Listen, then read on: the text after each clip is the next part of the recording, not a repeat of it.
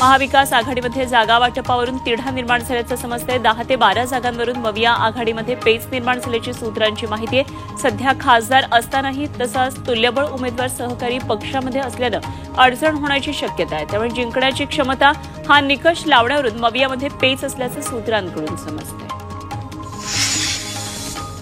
Mumbai Pune express महामार्गावर आज मडप बोगदा ते खालापूर पथकर नाक्यादरम्यान वाहतूक ब्लॉक घेण्यात येणार आहे। गॅन्ट्री बसवण्याच्या कामासाठी हा ब्लॉक घेण्यात येतोय। त्यामुळे दुपारी 12 वाजल्यापासून 2 पर्यंत सर्व प्रकारच्या वाहनांना वाहतुकीस पूर्णतः बंदी असणार आहे, तर वाहन चालकांना पर्यायी मार्गाने प्रवास करता येईल।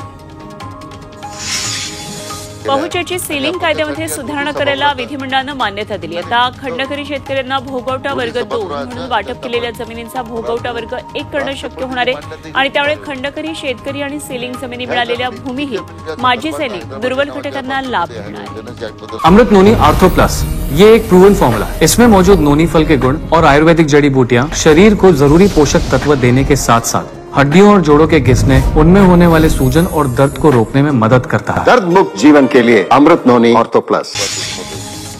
पिंपरी चिंचवड शहरातल्या जवळपास 6 लाख निवासी फ्लॅट मिळकतीवर आकारण्यात येणाऱ्या युटिलिटी कराला राज्य सरकारनं स्थगिती दिलेली आहे। महापालिकेकडून दरवर्षी 35 कोटी रुपये या कराच्या माध्यमातून आकारण्यात येत होते। आमदार महेश लांडगे यांच्या लक्षवेधीवर हा निर्णय झाला। नागपूरजवळच्या सोलार इंडस्ट्री स्फोटामध्ये मृत व्यक्तींच्या कुटुंबातील एकाला सरकारी नोकरी देण्यात येणार आहे। 8 जणांच्या कुटुंबियांना पेन्शन मिळणार आहे। कामगार मंत्री सुरेश खाडे यांनी याबाबतची माहिती दिली आहे। मृत व्यक्तीच्या प्रत्येक कुटुंबियांना 20 लाख रुपये कंपनी देणार आहे, तर 5 लाख हे मुख्यमंत्री फंडातून मदत दिली जाणार आहे। राज्यामध्ये ई बसची संख्या पुढील आर्थिक वर्षात दुपटीनं वाढेल आणि एकूण बस विक्रीमध्ये ई बसचं प्रमाण हे 8% जाईल असा अंदाज वर्तवला जातोय।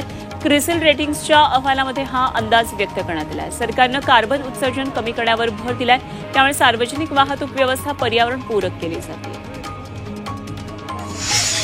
नाशिक जिल्ह्यातल्या निफाडच्या तारुखेडला या गावामध्ये बिबट्याला जेरबंद करण्यात आलं। बिबट्यानं 8 शेळ्यांचा फडशा पाडला होता। त्यानंतर नागरिकांमध्ये भीतीचं वातावरण होतं। वनविभागानं अखेर या बिबट्याला जेरबंद केलं। नाशिकच्या चांदवडमध्ये दुष्काळसदृश परिस्थितीमुळे वन्यप्राण्यांचे प्रचंड हाल होत आहेत। अन्नपाण्याच्या शोधात प्राणी वणवण भटकतात। वनविभागानं त्यांच्या अन्नपाण्याची व्यवस्था करण्याची मागणी वन्यप्रेमींनी केली।